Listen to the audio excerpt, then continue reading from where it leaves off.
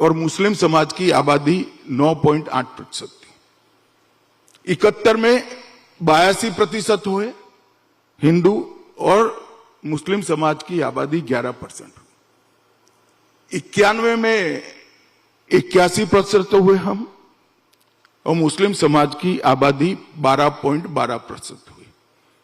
और 11 में 79% हुए और मुस्लिमों की संख्या 14.2% हुई।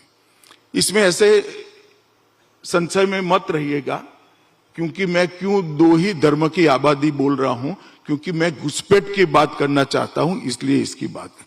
और इसके रेफरेंस में बाद में मैं बताऊंगा हमारा विभाजन भी है। अगर देश का विभाजन न हुआ होता तो धर्म के आधार पर जनगणना करने की कभी जरूरत ही नहीं पड़ती, परंतु देश का विभाजन चूंकि धर्म के आधार पर हुआ है तो इसीलिए शायद कांग्रेस के नेताओं ने 51 की जनगणना से धर्म को पूछना मुनासिब समझा होगा।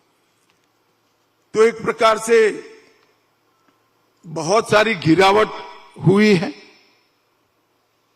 मुस्लिम आबादी की बढ़ोतरी 24.6% के दर से हुई और हिंदू आबादी 4.5% कमी हुई।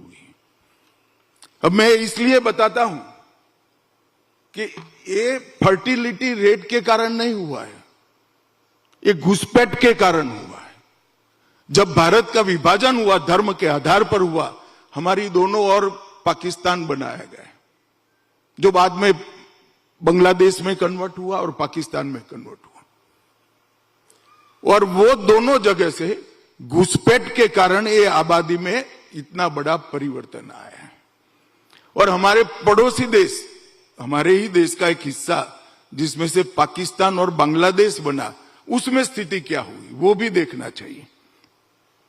देश आजाद हुआ 51 में, तब पाकिस्तान में हिंदुओं की संख्या 13% थी, अन्य माइनॉरिटी 1.2% थे और अब पाकिस्तान में हिंदुओं की संख्या 1.73% बची है। 1.7